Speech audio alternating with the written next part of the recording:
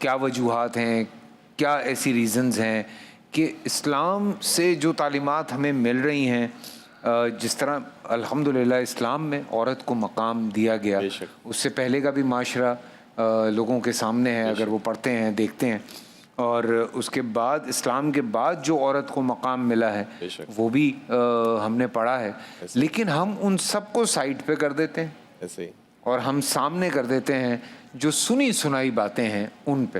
تو حضرت بسم اللہ کیجئے, آپ سے بات شروع کریں گے, پھر ہم جلدی جلدی آگے چلتے جائیں گے. بسم اللہ الرحمن الرحیم. سب سے پہلے تو میں آپ کا شکریہ ادا کروں گا کہ آپ نے وصال حضرت خدیجہ طاہرہ السلام علیہ کے موقع پر یہ دن منعقد کیا, اور سارے عالم اسلام کی خدمت میں اس کی تعزیت بھی پیش کرتا ہوں. دیکھیں, بی بی وہ ہیں کہ جن کی اگر کمائی کی بات کی جائے اور تجارت کی بات کی جائے تو انہی کی کمائی پر تو ہمارا اسلام کھڑا ہے, اور سارے مسلمانوں کا دین انہی کی کمائی اور انہی کی تجارت پر قائم ہے. اور حضور سرور کائنات نے ارشاد فرمایا کہ ما قام ولا استقام دینی الا بمال خدیجہ وسیف علی ابن ابی طالب.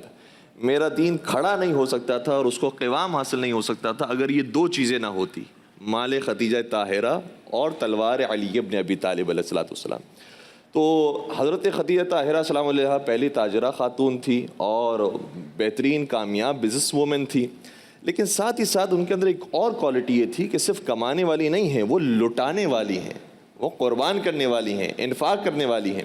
اور مجھے کہنے دیجئے کہ انفاق کی جو آیات ہیں وہ بعد میں نازل ہوئی ہیں, انفاق کا عمل پہلے حضرت خدیجہ طاہرہ نے دکھایا ہے. سبحان.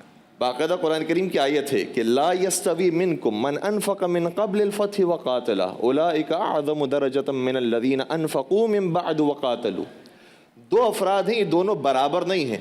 وہ افراد جو فتح مکہ سے پہلے انفاق کرنے والے تھے ان کی برابری وہ نہیں کر سکتے جو فتح مکہ کے بعد مسلمان ہوئے ہیں اور اس کے بعد انفاق کر رہے ہیں اور بعد میں جہاد کر رہے ہیں. اس کا مطلب یہ ہوا کہ خدا نے سبقت کو بھی ایک اہمیت دی ہے کہ کون پہلے کام شروع کر رہا ہے. السابقون السابقون اولئک المقربون, کہ سبقت کرنے والوں کی کیا بات ہے کہ وہ تو قیامت کے میدان میں بھی سبقت اختیار کریں گے اور وہی مقرب ہوں گے. تو سبقت اختیار کرنا نیکی کام کے اندر اس کی بہت زیادہ تاکید ہے, اور مال خدیجہ طاہرہ السلام علیہ پر پورا ہمارا دین کھڑا ہوا ہے.